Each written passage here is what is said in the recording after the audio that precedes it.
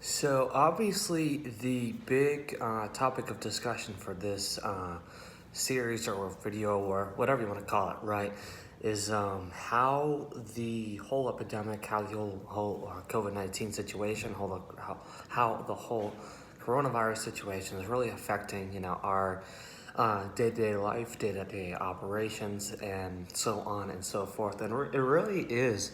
Um, like a very big deal, and especially when it comes to what we want to do and what we can't do, right? And so obviously being here down at the college here in North Carolina, being a junior this year, there's like a lot of stuff the first 2 years of college that I did a lot. I was involved with. I did a lot of, and here we are now. I basically can't do any of it, right? Basically, the first week we were back, I think it was either the first or the second day of classes, and the sports conference that we're in decided to postpone all of our Division One sports to the spring. And here I am as a sport management major, banking on the whole idea of, hey, I need to do a whole bunch of sports stuff to put on my resume, so by the time we'll go to get like another internship or a job or whatever, I have all this sports stuff on my resume to prove like, hey, I'm getting experience in the industry. I know what's going on. I can understand what you're talking about. I can relate to what you're talking about because been there, done that. And so it shouldn't be an issue, right? And now that, this plan of getting involved with the sports program is basically done or, knocked away, um, it's tough, and yeah, I still have my club sports job, but even like with my club sports job, you know, they're still, saying just practices. I still have to go up to folks and do this, do that, do the other thing, right? And so we're really reinventing the wheel. We're really deciding, okay, how can we still run this without, trying to increase the risk of everybody getting the epidemic. And so, especially like I said, sport management major, guy in the sports industry, how do we get creative?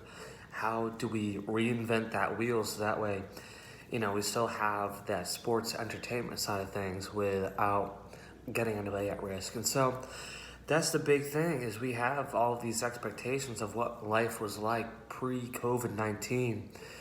And obviously each and every single one of us wants to get back to that point where, like, we want to get that point where our lives can be back to that. Our lives can be back to, what was our normal.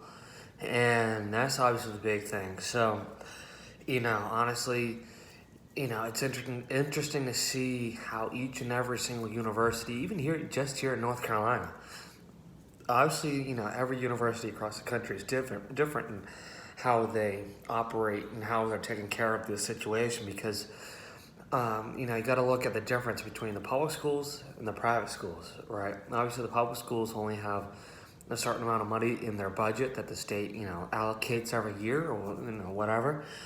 And obviously, they have a tougher time being able to afford, all the equipment and all the tools necessary to equip the university or the college for the safety of the students, for this whole COVID-19 epidemic. Whereas, even with some private schools too, there's definitely a lot of really, really small private schools across the country that have like that very small budget, right? So, there's a lot of private schools in the same boat as those state colleges and state universities across the country. But once you get to like kind of that bigger and more wealthier private schools like the one I attend here in North Carolina, it's definitely a little bit of a different situation. We definitely have more access to resources, more on the financial side of things in terms of being able to, being able to afford, all these different pieces of equipment to get all the students ready for the start of the school year and start of the semester and make sure they keep them safe. But, even now with a lot of the colleges locally and around the state of North Carolina, they're shutting down pretty quick because they realized, this epidemic is very real. It's legit. It's it's definitely not a joke for sure. It's definitely like I just said, it's definitely very real, and it's interesting to see what's going on around us. And always that big question among my fellow peers is, hey, when are we next? You know what I mean? And so, obviously, like I said earlier in this video, the main topic of discussion was how to deal with this COVID-19 epidemic. Because actually, I just went on a tangent about all the different things going on and how to deal with it. So, essentially, I think one of the big things with this whole COVID-19 epidemic is the fear factor, right? Everybody's afraid to do this, everybody's afraid to do that.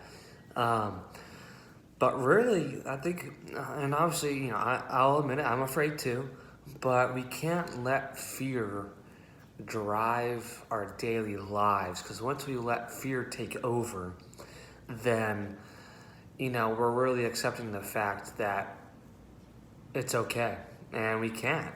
We've got to, make sure we keep going. We've got to make sure we find the light at the end of the tunnel. We got to find that light within our daily lives, okay? So, even this morning, I went and got a coffee, right, over at the Starbucks here on campus, and, the person giving it to me said, hey, make sure you have a great day. And that's like, who cares about the coffee? Like, that's just what I want to hear. It's like, hey, have a great day. And, obviously I'll say, you as well, you make sure you have a good day too, right?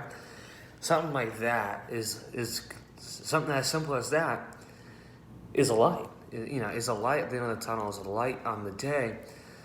And at the end of the day, hopefully you can have all those different kind of lights and say, hey, yeah, I'm afraid of this COVID-19 epidemic. Obviously, it sucks. But hey, it's okay. We're all in the same boat. So let's try to find the positive in everything that we do. And honestly, that's my best opinion on how to deal with this COVID-19 / coronavirus epidemic. Thank you.